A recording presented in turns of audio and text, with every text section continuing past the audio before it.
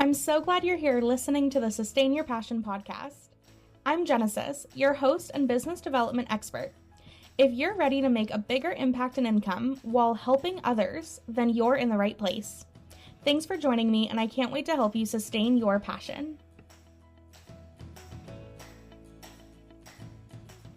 Hey everyone, welcome to this episode of Sustain Your Passion. Today I want to talk to you about some of the most common blocks I hear from new coaches that are really excited about the idea of starting their own thriving coaching business and building it to be super successful and leaving their full-time job for their own business because they created their dream job.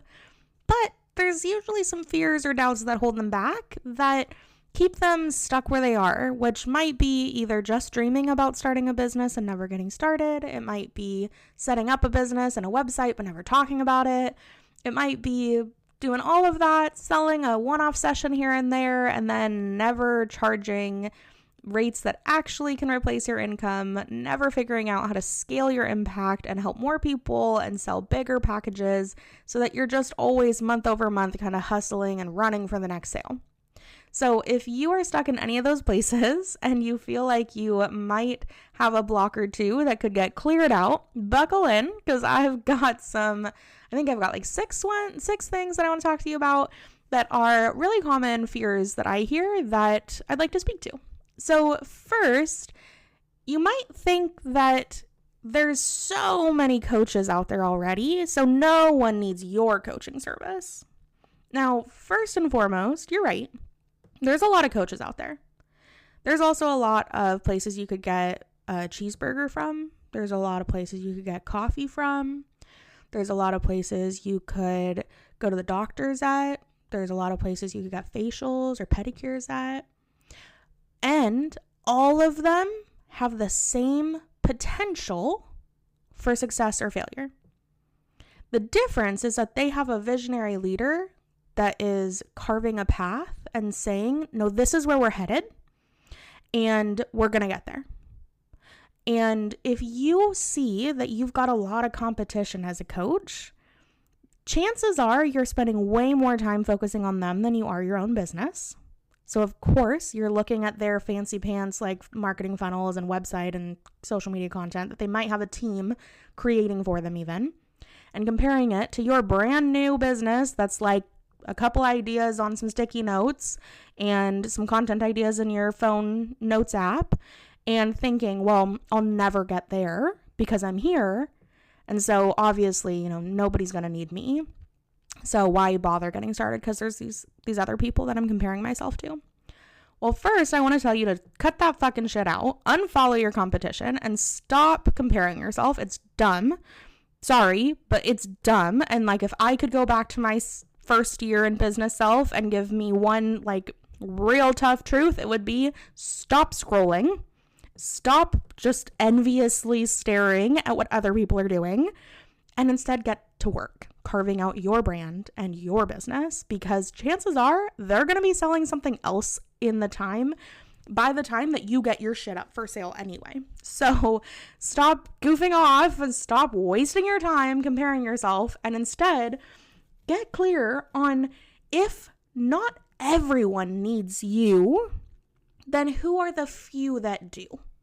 Because if you're comparing yourself to these big, I made $100 million last year coaches, they're not actually coaching. At that point, they are not actually developing coaching relationships with their clients. They're selling courses. They're selling courses on how they did something. And what that means is that they are one-to-many environments, which you could still coach in a one-to-many environment, but we're talking hundreds of people, where you get into their coaching program and you maybe have one conversation with the coach the whole time. You're more or less in a class with a very busy teacher. That may not be what you want to sell anyway. But if you're looking at what everyone else does, you're not spending the time it takes to actually get clear on, what do you want to do? And then showing up as that person online and inviting in people that need that service that probably doesn't overlap with the fancy pants business coach you've been thinking and dreaming about becoming, when you're actually going to be a relationship coach or a health coach or a divorce coach or whatever coach that you've not even actually defined yet, because you're spending so much time looking at what other people do and beating yourself up for your crazy idea and thinking that there's just everybody's a coach these days. And yeah, there's a lot of competition, but that doesn't mean that you have to be afraid that there isn't also room for you to belong in this space. But if you keep looking at what other people are doing, you're never going to do the work it takes to actually get clear on who you are and who you're here to serve, and then showing up for them and actually getting to market and sell so that you get your first coaching clients. So first and foremost, if you are afraid that no one needs your coaching service because there's just too many coaches out there these days, first, stop comparing yourself and looking at what they're doing. And second, get busy building your dreams instead. Now, the next thing I hear a lot about is I don't want to niche down too much so that no one thinks I can help them. This is one of the most annoying things about marketing. Like, no joke, it's super fucking annoying. Like, I personally still go back and forth on, well, should I change my niche in this way or in that way? And what I've settled on, my understanding about this is that your brand gets to change however often you want. But your program's niche, the purpose it serves, the problem it solves, probably isn't going to change that often. And so instead, if you start with program development, then you can really clearly see, well, this is who this work is going to best help. So then being really specific about who you're meant to help and who this offer is designed to serve and what's included and how it's going to help someone becomes way easier. And it becomes a lot more clear for you to be able to find the people that actually want to work with you and that your offer can help. But if you're afraid of actually getting specific and clear on who you help do what and what the problem your offer solves is, then you're going to spend a lot of time trying to help everybody and no one's going to pay attention to what you're saying because it's just going to be too generic. It's just going to be a nice, sweet quote that somebody likes and scrolls on by because you're not going to be clear enough about the emotional state that they're in on their journey to reaching a goal. You're not going to be clear about the goal that they want to reach and only focus and talk about it because you're going to be afraid that you're too specific, and then you're never going to actually be specific enough to make sense in your marketing messaging.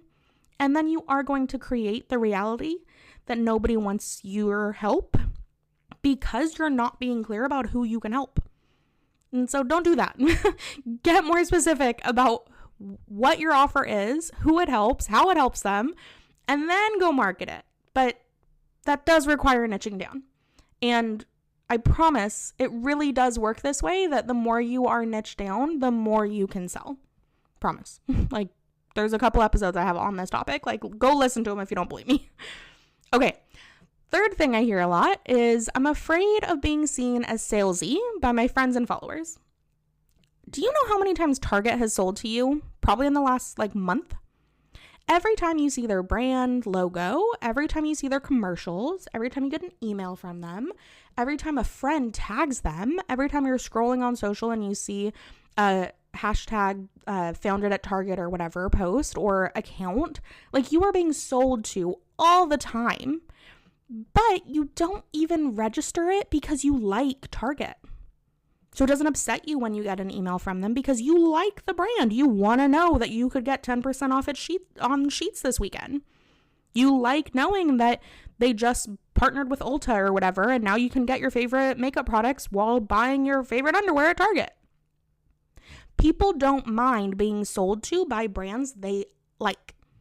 So if someone is following you, right? A friend is on your account, maybe from back before you had a business, and they're still following you, that means they want to see your content. And you get to choose what your content includes. And if they don't like it, they can unfollow you. And yeah, that might be a little uncomfy to find out that Aunt Sally unfollowed you at Thanksgiving when you find out because she makes a joke about how you were posting too much about your business. But fuck Aunt Sally. If that's her opinion, is oh, you were doing something good for yourself and your brand and I'm going to make fun of you for it, fuck her. But chances are that's actually a really good thing for your relationship because she set a good boundary for herself to not keep getting annoyed at you because you were doing what you were gonna do, which is showing up in marketing and selling on your own profile. So like, yay, Aunt Sally, because you actually aren't going to be hurting our relationship by watching me do what I'm gonna do, which is market and sell on my own profile and getting upset about it and treating me worse because of it. So like, kudos. So realistically, being seen as salesy as a person who sells something is a good thing because there are so many accounts out there. And this is something that a lot of new coaches come to me asking about is how often should I be talking about my offers? And you know what they are doing right now? They're just never talking about them. So they just seem like these nice accounts to follow that are just content creators. And nobody gives a shit how you're making your money. They just want to see what your content is. So they might be assuming that you just do it out of the goodness of your heart. They might be assuming that you're getting brand deals. They may not know. But as the business owner on the back end of that content, it's your job to know how you're getting paid at the end of the month. And as a coach, you need to be talking about your offers and selling them so that you can stay in the game of coaching. You need sales as a business owner. And to get sales, you have to talk about what you sell. And if that means that you're being salesy, great. And there's no such thing as too salesy. There's only a misalignment of who you're selling to. And it's not always your job to be warning people that you're going to sell to them. They can experience it and make a decision on if they want to follow you anymore or not. So please stop taking other people's comfort and curation responsibilities of their social media feeds and making that your problem. It's really not.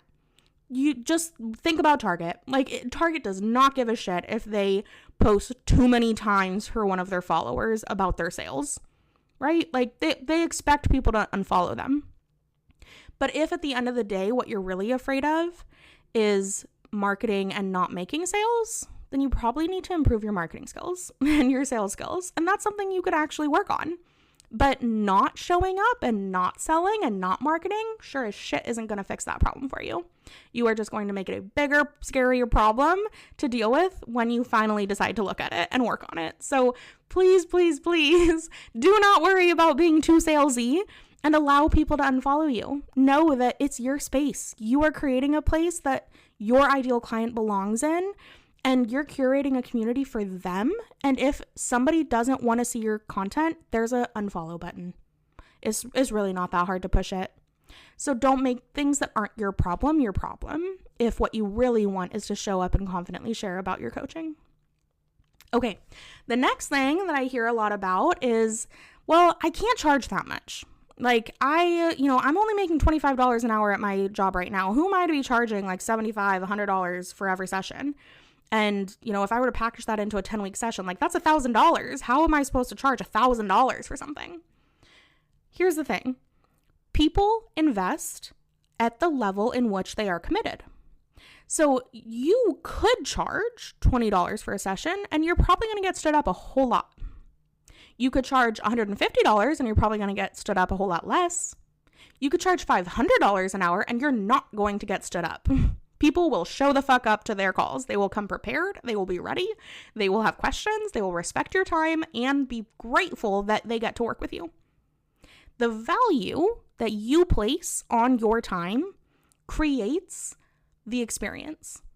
And I'm not saying everyone needs to be charging, $100 a minute or an hour or whatever the fuck. Like, I don't know what you should be charging, random person listening to my podcast. Like, I don't have a hard and fast rule here. But I do know that chances are, if you're not making as many sales as you want to, and if you're scared of the future of your coaching business, I know that you might be charging too little. Because something that I see happen a lot is that clients will come to me and they'll be like, I'm selling this $100 offer. It's one session plus a month of free coaching or a month of like virtual coaching after. And I'm just like, holy shit, that's so much time. First off, like that you're trading for $100. Like that person could be messaging you every fucking day for a month and you're going to get $100 out of it. Like, okay, why? And their reasoning is almost always, well, I don't think anybody's going to pay for it if I charge more. Okay, well, let's dig into that. Is that because you wouldn't pay that much? Is that because the last person you talked to wouldn't pay that much? What are you basing that off of? Because chances are there is actually somebody charging at least that much, if not more, in your same niche, and they're raking it in. So it's very often not a problem about the actual dollar amount you're charging. It's more about the alignment between the way you feel about what you're selling and how much value you see it has and how much confidence you have in your offer to actually achieve the results that you want to be able to promise, so that you can go and charge higher rates. Because it is not motivating to be like, oh yeah, I might, have to do all this work and then I'm going to get paid $100. I'm going to market for a whole month and then maybe get one client and maybe make $100. Super. That $100 is going to pay for your Canva subscription, your website domain that month, your business insurance, and then you're going to end up paying taxes on a chunk of it too, and then you'll pocket like $30. For how many hours of your work? Because you've got the 1 hour on the call plus all the virtual follow-ups. Like, no wonder you don't want to market and sell. That's just not that motivating. But instead, if you were going to make $1,000 off of all of that work, and then you were going to pocket $600 of it, and that $600 was going to go towards your family vacation and was going to book you and your partner massages at the hotel you're staying at, like, you might want to go market more. You might do the scary shit more because there's more value for you on the other side of a sale. But if you're stuck in the fear of, well, I'm not charging enough, even though you want to be charging more because you're scared that you might not be able to find clients that want to pay that much, that's just a marketing problem. It's not that buyers don't exist for those higher price tags. It's just that you don't know how to market to them yet. And so if you are in that place of, well, I don't want to charge too much, like, just get really clear on like who says it's too much. And then find out, what are you actually going to be excited and motivated about to close? Like, what dollar amount would you be happy to sell so that you show up and do the scary hard shit of marketing? And I promise it's possible to sell very big packages to people that want to invest at that level because it holds them more accountable and they have the money. There are people out there making $1 million salaries. They can afford $1,000 for your coaching. Promise. Okay. Also, in case anybody's going to be like, well, there's not that many people that make $1 million salary. I know. There's also a lot of people that make 6-figure salaries that can also afford $1,000. So yes, I know. Okay.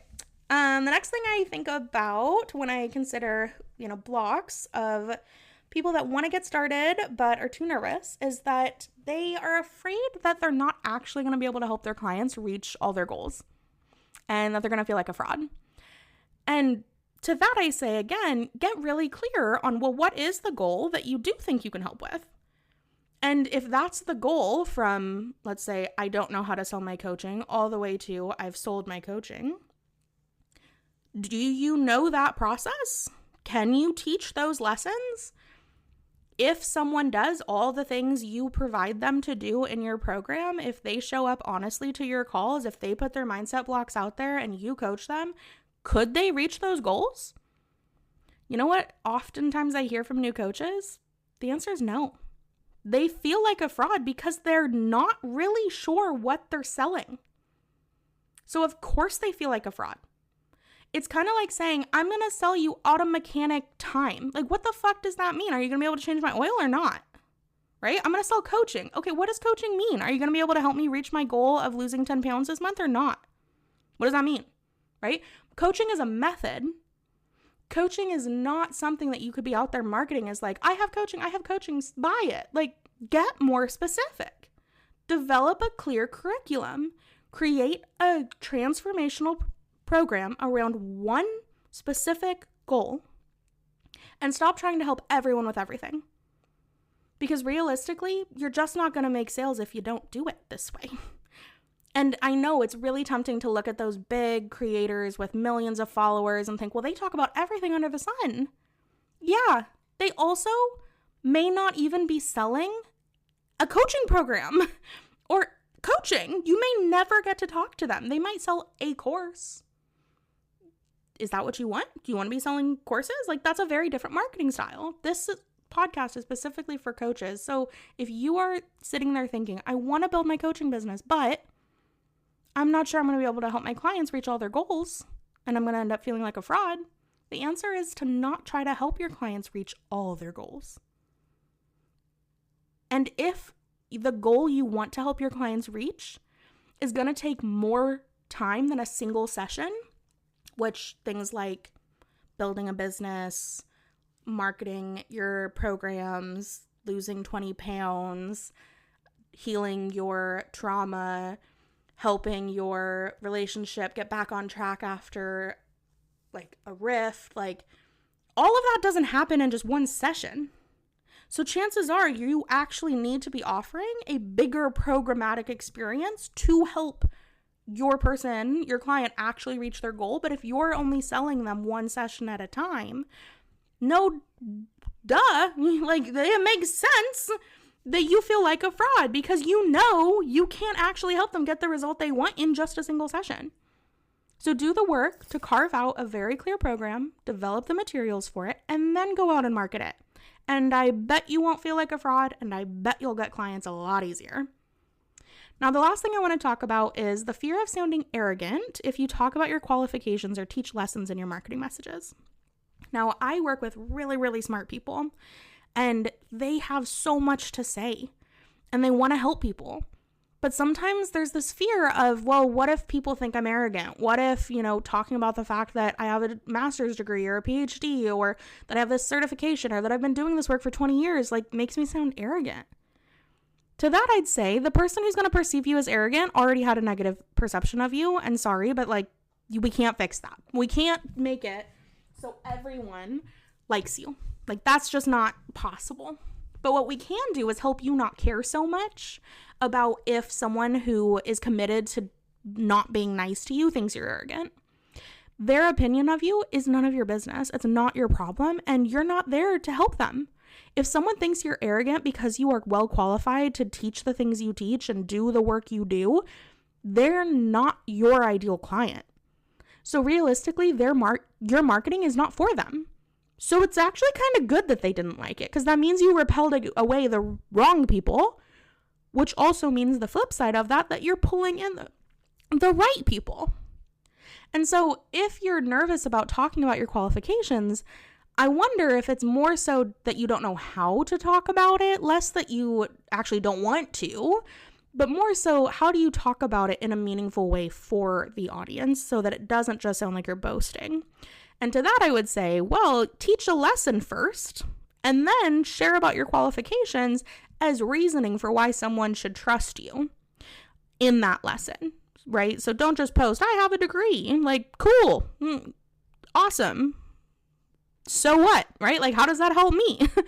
When instead you could be sharing something you learned during your degree and how it would impact your ideal client and how it impacts your program and how that shapes the way that you show up as a coach. And then you can drop at the bottom, P.S. I learned all this in my PhD program. Ask me about it sometime. There's a way for you to be talking about your qualifications that aren't arrogant at all. And some people might perceive you as arrogant. And that's their problem, not yours. And they're not your ideal client, so we don't really need to spend too much time worrying about their opinions. But if any of these blocks or something similar or something very different comes up for you when you think about your dream of starting a coaching business, DM me. Seriously, find me on Instagram at Genesis_Rose. Find me on Facebook at Genesis Rose. And message me. Let me know, hey, I've been dreaming of starting a coaching business for so long, but I just cannot understand how to get over this block. I'm so afraid of this thing. I will make you a podcast episode talking about how I help new coaches just like you overcome those same blocks and go on to build thriving communities of coaching clients. Because I personally believe that there are not enough coaches out there. There are so many people that are trying to change their lives and change their thinking and change their behaviors and don't have support because they have not found the coach that they need. And I don't know, listener, what's unique about you, But my guess is there is a combination of identities and values and experiences that only you carry that somebody out there is waiting to find. The universe is just too fucking big for that not to be true. And humans need each other. This life is fucking hard.